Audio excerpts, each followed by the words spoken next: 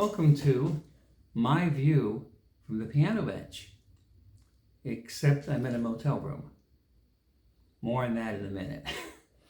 If you're watching this in real time or the day that it premieres on YouTube, you'll know why I'm in a hotel room or motel room or whatever this is. We do this post live stream now, upload a video on Wednesday nights at 7 p.m. here on my Joe Holt's Notes YouTube channel, in addition to Piano for My Friends on Thursday nights at 7 p.m. Eastern Time. Thank you to those of you who support and encourage me via the links you'll find on the support page of my website. You'll see a link to that page in the video description. So, if you don't know why I'm in a motel room, I am at the Pismo Jazz Jubilee by the Sea in Pismo Beach, California, with the Madeira Band. And we just finished up, at least all the band stuff, anything that I'm involved with. It's Sunday afternoon, early, and I have some time to myself here before anything else happens or any last hang or closure of whatever. I don't know. So I figured I would try to do this from here. It's a little more challenging because even if I'm not playing a lot of piano, sitting at the piano talking to you is more comfortable, and I can play a little something now and again that helps keep my thoughts straight. Because when I get up from the piano bench is when things become really challenging for me. Life is fine if I'm sitting at the piano bench and my friend is right there. But the good news is that I was with friends all weekend, especially Joe and Paul Madeira. You know the story that we met, it'll be 50 years ago next year. And in recent years, particularly fueled by the pandemic and Paul and I having opportunities to get together and write charts and arrangements and stuff, but also before that, Paul and I have been playing a lot together down in Lower Delaware. And then I got reconnected with Joe, and now I'm back with the band. Probably not for all the festivals, because they do have another pianist, Jeff Phillips, who lives in Florida, who will do some of them, but I will also do some of them. My first time back in 14 plus years. Last time I was in Pismo was October of 2008.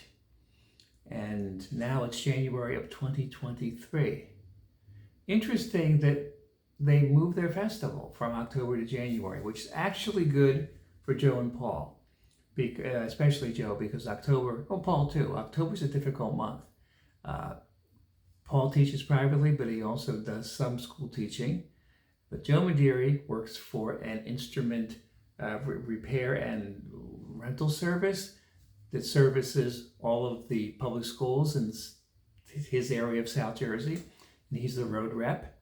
And October is just a really busy time. So I think they were glad it was in January, and me too.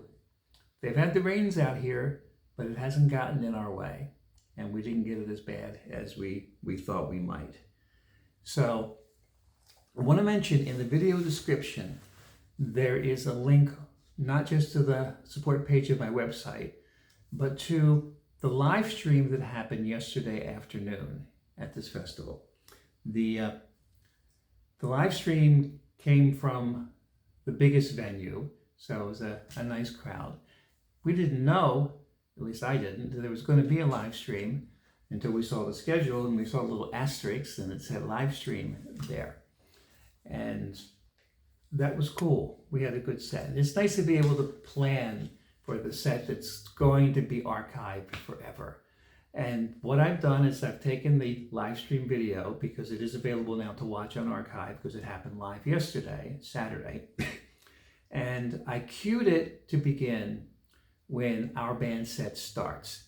I think it's like a 9-hour video, and it would have been longer, but I think some of the first bands, one or two perhaps, didn't make it on this video because there was supposed to be another link, and maybe that failed, I don't know.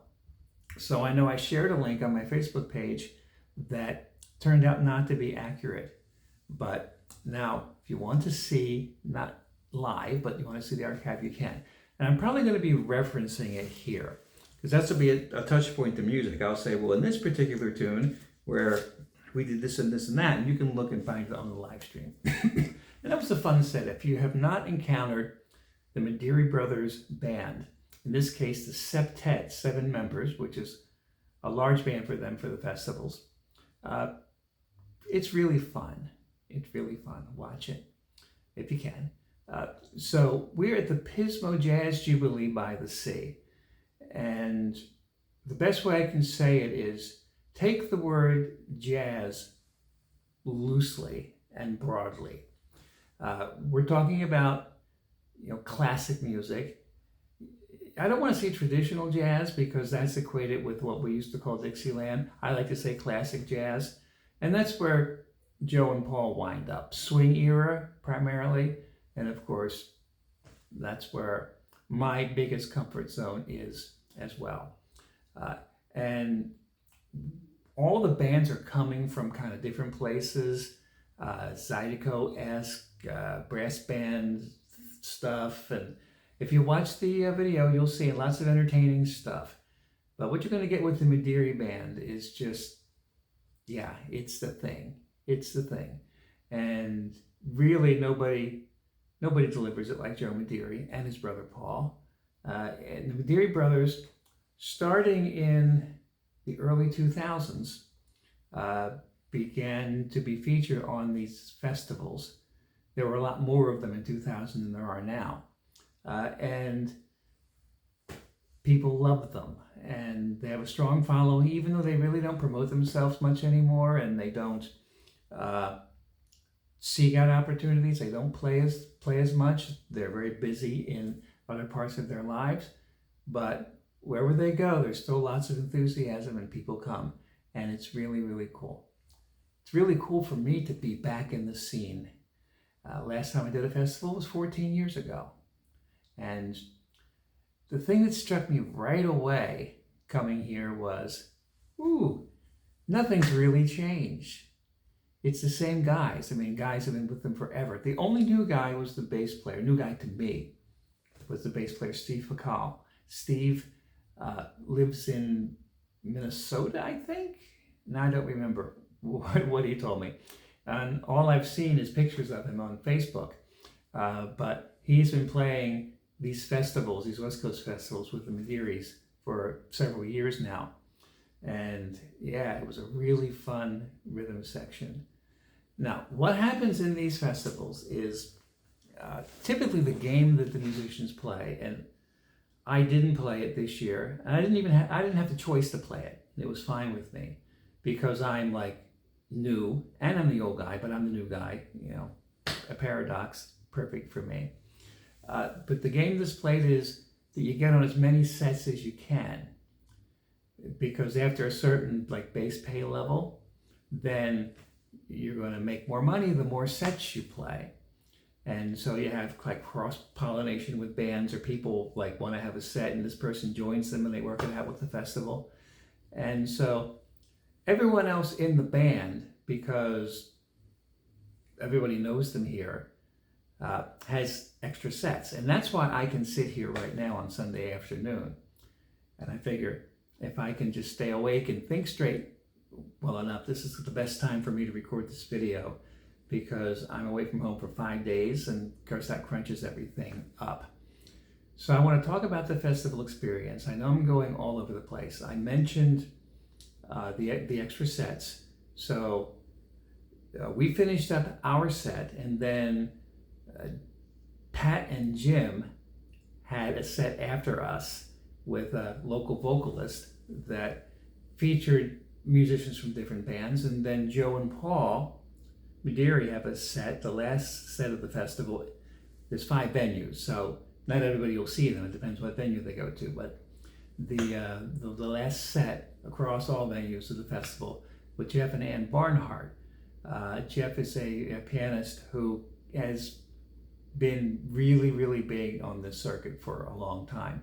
And so Joe and Paul are networked up with them. And as I understand it, Jeff Barnhart was influential in the beginning in getting the Mediris introduced to other festivals. So they keep a connection going, which is a good thing.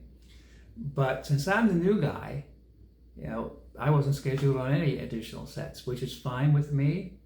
I had a little more free time. I hadn't thought that I was going to go around and take videos of things and try to mash it together or edit it, which I'm terrible at. But even though I just had the basic 6 sets over the 3 days, just 1 today, 2 Friday, 3 Saturday yesterday, I still didn't really have any extra time. I was doing a few things at the computer or looking at a video I shot or whatever.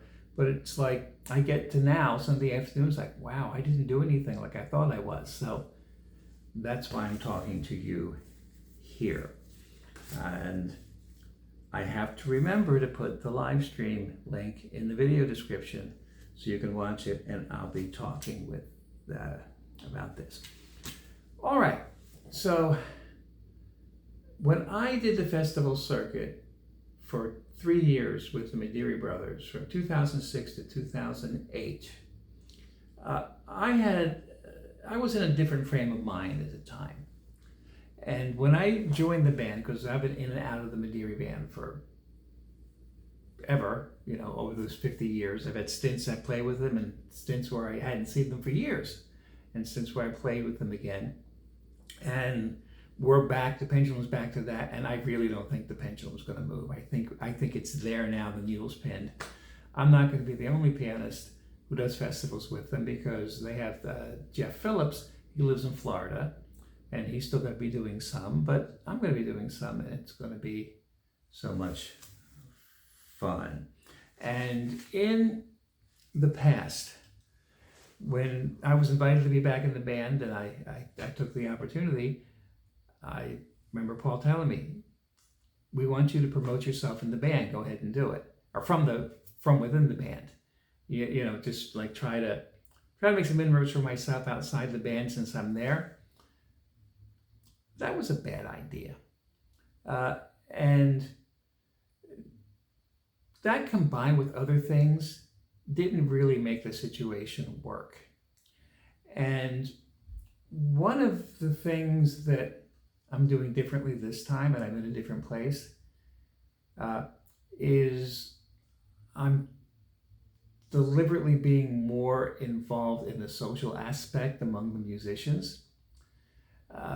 You could say networking or hanging or whatever. And this just wasn't my thing, And in a way it still isn't, but being with people and listening to their stories and not trying to set an agenda and just being present. Those are emphases, especially the being present, that have come to my life. Emphases since 2008, where it's really opened up, and a lot of things are different. So one of the different things about this festival is, Friday night, the first full day of festival, I went to the hang and everybody else did, and it was cool, And I'm not thinking so much about my to-do list. When I get home, I have to, and I'm just having a great time. And I also have to have no ambition other than to be a part of the band and just enjoy the scene, and it's really cool. And interestingly, or coincidentally, I made a post on my journal blog, the joeholtznotes.blogspot.com, which you can link to from my website, just last week, about being in the moment as opposed to being self-focused.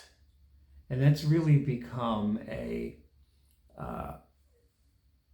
global thing for me, whatever it is. And some years ago, I realized I throw out my business plan and I just get myself in the position to be in the moment, to be my best possible unique self every time I'm at a piano. And being myself is the best way to have opportunities to be myself again. So I'm just trying to play the best sets I can, and we have had a great time. All right, so the next thing, I tried to start this without a list of bullet points, and I just spun in a circle and fell down. So I'm going to follow this. I am a little tired. I think I mentioned it's Sunday afternoon, and I'm deliberately not taking a little nap, which I typically would, because we're going to have to get up 3:30 or 4 o'clock in the morning or something like that to catch the early flight. And if I can get more than 2 or 3 hours sleep, I would like that. So I need to be tired. And I'm already tired, and it's just, 2 in the afternoon? Not quite 2 in the afternoon here. So anyway, the set for the live stream, if you watch the live stream, and I have it set, I think I said this, but if I didn't, if I did say, forgive me. Just want to make sure. It is set to start when our band set starts. I cued it that way. You can watch what's before it, which isn't everything. I think there was a glitch and they had a separate video link before, and you can watch it to the end. But that video of the live stream archive is like 9 hours long or something. But you can watch our band set. So I'm just going to give you random experiences now. The first thing you're going to notice is I have a colorful music rack at the piano. And if you follow me on Facebook, I made a post about it, and you're already aware. But if not, I came there and it was just like, this is my worst nightmare. So at that particular venue, because we just played every venue once. There's 5 venues and we had 6 sets. So we hit all 5 venues, and then we returned this morning for the gospel set, the church set, to the venue we started at, which was one of the more challenging venues. But speaking of challenging, so when you see that live stream, you'll see a common thing with the piano and a band. It's off to the side, and everything is beyond the piano for me. So I'm the furthest thing, and I have a real problem hearing the sounds of other musicians when they are on the other side of the piano, especially if it's like a grand piano and the sound opens up, because I can hear myself just great, but I have to be connected to the people I'm playing for or with. And it's more of a perspective of an accompanist for me than a soloist, where, I can't be with people if I can't hear them, which is what I always say when I'm working with a singer. I can't accompany a singer if I can't hear what they're doing, which is, of course, about being present as well. A lot of pianists seem to not be bothered by that, though, or troubled by it, I should say. So for me, if I'm on the end, I need to have a monitor situation so I can hear other people, but that can mess up the balance on the stage for everyone else. And so I come there, and there I am on the end of the stage, but I've never seen this in my life. And the person who did it thought he was doing a favor to pianists, and probably some of them maybe so, because they want to hear themselves more than they want to hear other people. I know what I'm playing. I like to hear myself a little bit, so I'm not just, pretending I'm Beethoven, right? But what they did was they had cutouts that looked like quarter notes, like 6 or 8 of them across. Very nicely done. A woodworker guy, obviously, and put a little screen mesh in there to protect the inside of the piano. So it's basically now, when you're sitting there, it's like taking that piece off, and I am getting pummeled with my sound. It was a really bright piano. It was a wordless or spin it, so it wasn't great compared to like what it could have been. But that part's fine. I can deal with whatever piano it is. But it's basically like band canceling piano. As soon as I play, I don't hear anything else. So I'm panicking, and I'm trying not to show that or be annoying to the sound guys, which I'm capable of being. It's like, what is this? Well, pianists like to hear them so. It's like, well, nobody consulted me. And so I got the idea that we had these extra band folders that we weren't using, and I put them up on the piano. So you're going to see like blue and whatever they are. Timber, I don't know what happened, but I'll check later. And just 3 colorful folders up there, and I was able to cover that sound. So now it's like it was before. The sound, at least more of it, stays inside. And as I joked on Facebook, maybe I'm going to make that my signature, my signature look going forward. I don't know, but we all have our unique priorities and needs when it comes to sound on stage, and that's something that people don't think about in the audience. That the audience is listening to the sound that the sound engineer creates for them. The band is listening to the sound that the sound engineer creates for the band, and it's different. The needs are different, the physical circumstances are different, and that's why we call them monitor speakers. They're facing the band. Except for one set that I went to the first night where the monitor speaker was facing the audience, and it was definitely loud, and I pretty much turned it off. But anyway, we all have our own priorities, and I think mine are different than at least some. My favorite setup is the Oscar Peterson trio setup, where if you watch Oscar, the bass player is, if he has piano, bass, and drums, typically later Oscar anyway, the bass player is to his left, and the drummer is to the bass player's right behind Oscar. You don't have eye contact with the drummer, but Oscar could have eye contact with the bass player. Yeah, and everything's right in your ear, and you can hear it. All right, so I mentioned that, I think, about not having extra sets, which means other people made more money than I did, but I don't care. I'm just really, really nice to be here. I haven't been to California for 14 years. When I was, coming up in New Jersey, I was a teenager. My best friend was the son of the minister of the church I attended, George. And when I was 16 or 17 or something like that, or whatever, George's father got transferred or called to a church in Santee, California. And George was the second to the youngest. He had like, I don't know, 6 or 7 brothers and sisters or something like that, or 5. It was a large family. But the youngest had already gotten out of the house, so it was just George. And he went to California, which gave me reason to occasionally go to California, to visit or vacation and stuff.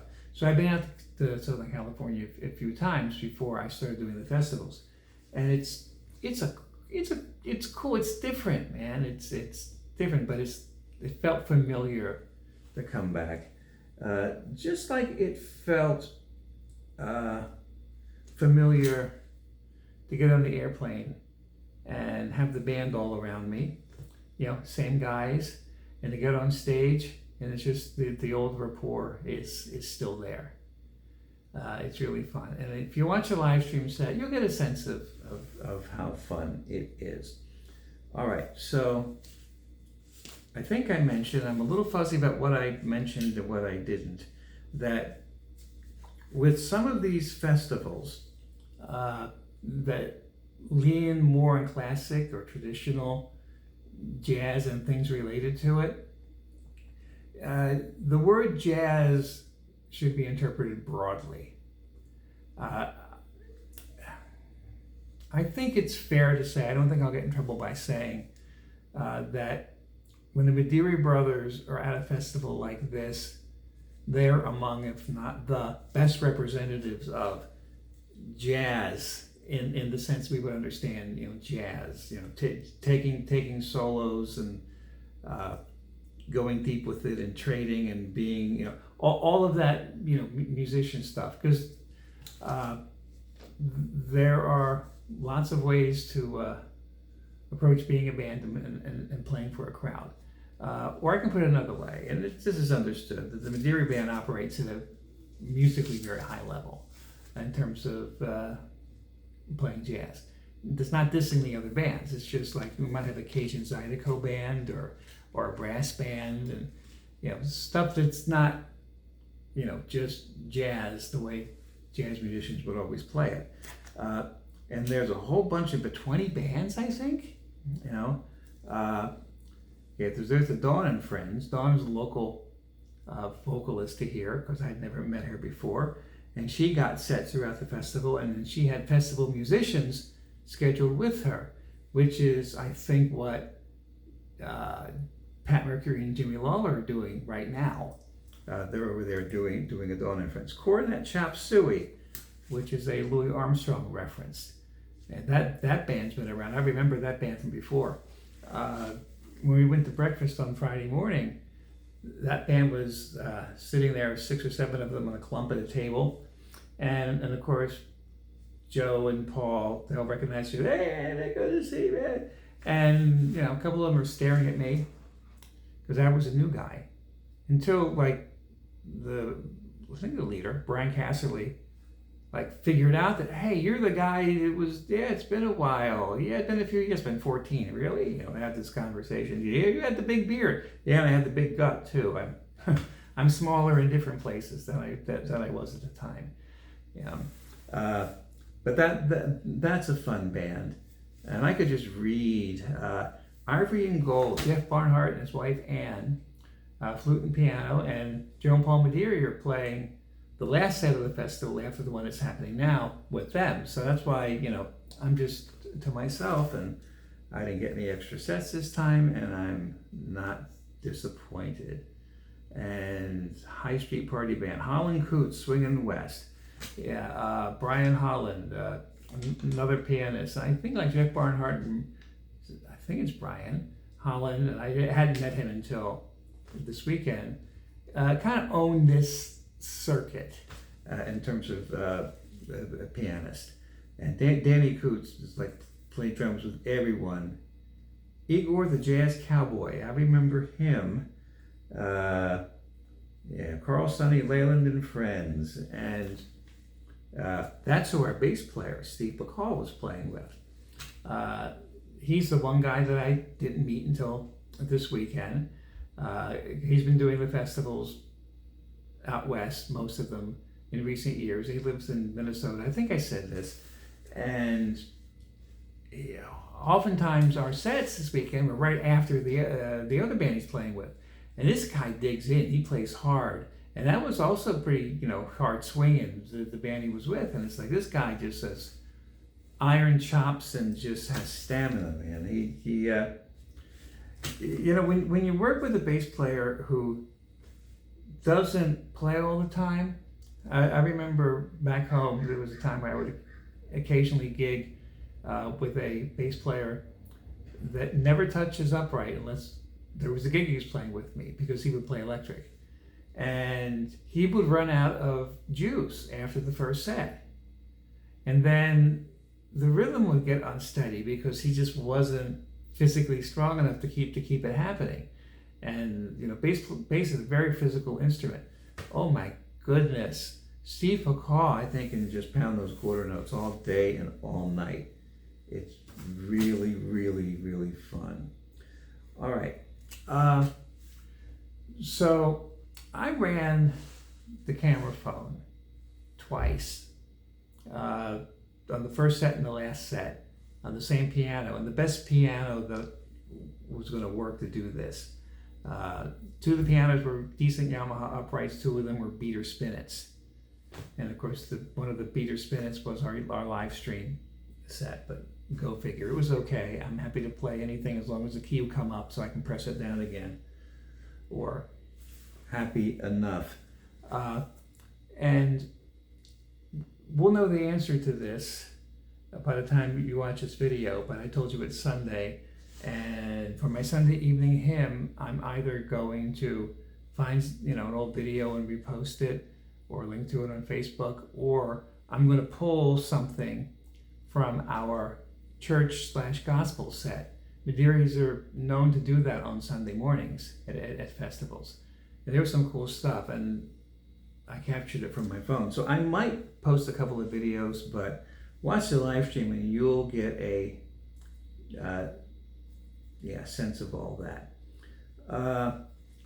Now, if you're friends with me, or not friends, if you follow me on Facebook, on my musician page, which you can't be friends with somebody on a page, you just follow the page. You'll see one of the posts that I made. I think I made. If I didn't, I'll have made it by the time you see this. About having a 4-piece rhythm section. Oh, that is so great. Doesn't happen so often anymore. So if you're familiar with Count Basie big band, he famously had the same guitar player, Freddie Green, for decades and decades and decades, all the way along. The bass players and the drummers would, come and go. There were some, stalwarts that were there for a long time. But Freddie Green was there pretty much from the beginning all the way through. And if you have guitar and piano, both the guitar and the pianist have the luxury of having their part covered by the other, because our role in the rhythm section is pretty much the same. And so we were able to come out here with the 4-piece rhythm section with Pat Mercury on guitar. And it also gives us the ability to do some George Shearing style things. And Paul and I have written some up, and we're going to write some more.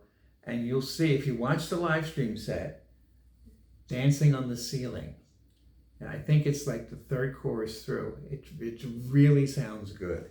And I would welcome your feedback on that. So I'm turning this card over with my little bullet point notes. I'm sure there are other things I could talk about, but I can see straight, sort of, but I can't think straight, apparently.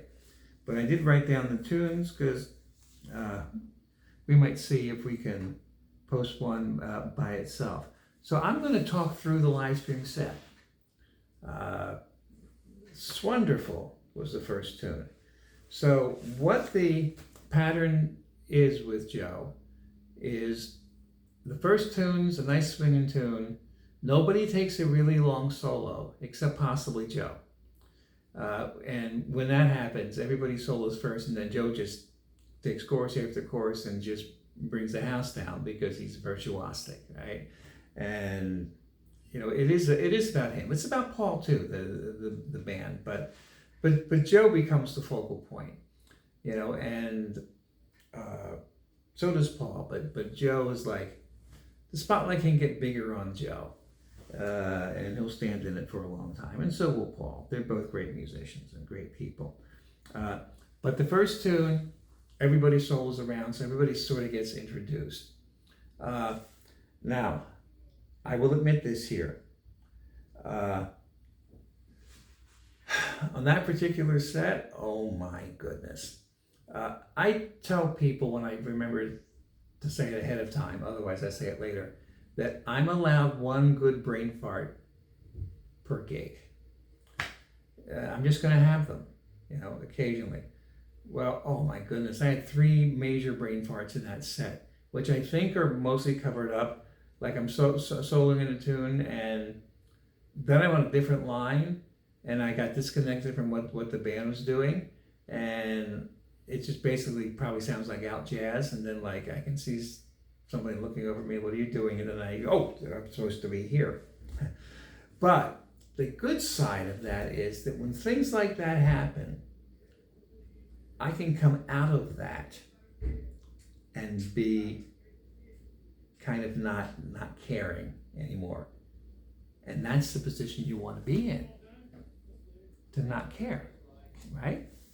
And because when you don't care, or as Kenny Warner says, you don't worry about sounding good, you don't need to sound good, because you already screwed up.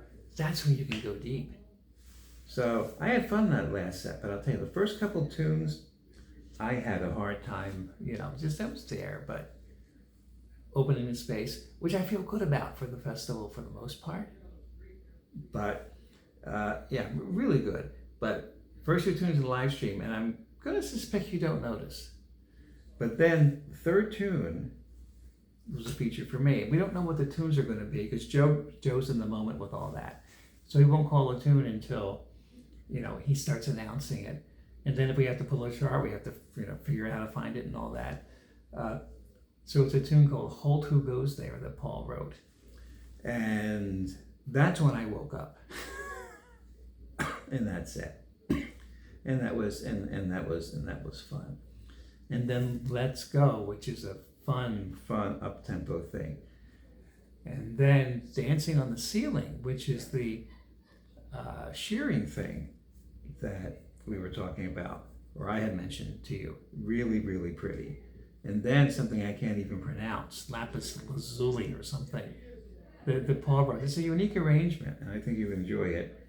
And then "Get Happy." So what they have, Medeiros, is a bunch of tunes with 3 or 4 part harmony lines. So like really fast, like bebop speed lines that are 4-part harmony, 3 or 4 depending on how many they wrote.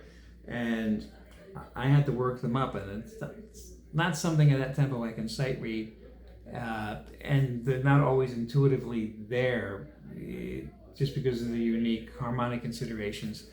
And that was one of them, and I got that mostly down. So you'll enjoy hearing like the harmonized lines. It's really, really cool. And then a very pretty "Autumn Leaves." I was going to say "Limehouse Blues." That was the last tune. That's not pretty. That's just "Limehouse Blues." A very pretty "Autumn Leaves," and then "Limehouse Blues." It was a wonderful set. Now, I can hear outside my door, which is why I started talking more softly. Because sound kind of travels in this little motel. That Jimmy and Pat must have come back, and I hear them talking outside the door because Jimmy's room's next to mine, so his car's out there. So now I'm distracted by him being out there. So I don't think I didn't make it the full hour, but yeah, I can hear Jimmy. You might be able to hear him too. So I'm going to go ahead and sign off. And thank you very much for being here and following. And I hope this was useful or interesting. I just wanted to share some experiences from my first festival with the Medeiros in 14 years. Lots of really cool stuff is going to be happening this year. So this, I doubt, will be the last time that I do one of these from a hotel room or a venue someplace when I'm not home. So thanks for your support, and thanks for your encouragement. And I'm grateful, and I'll see you soon. Tomorrow night, as you're watching this, I will be home in time to record piano for my friends for Thursday. Thank you.